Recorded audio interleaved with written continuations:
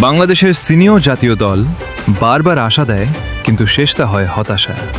ম্যাচের পর ম্যাচ শুধু হার আর হার। আমরা স্বপ্ন দেখি, কিন্তু সেই স্বপ্ন বারবার ভেঙে যায়। কিন্তু একটা প্রশ্ন কি কখনো মনে আসে, যখন সিনিয়ররা পারে না, তখন জুনিয়ররা কিভাবে পারে?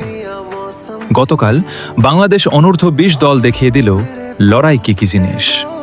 Bangladesh U20 national football team মাঠে নামলো ভয় ছাড়া। হারানোর কিছু নেই, জেতার সব আছে। আর প্রতিপক্ষ India U20 national football team, তাদের বিপক্ষে জয় এনে দিল একটাই মেসেজ: বাংলাদেশ পারে। এটা শুধু একটা জয় না, এটা একটা আশা, একটা নতুন সূচনা।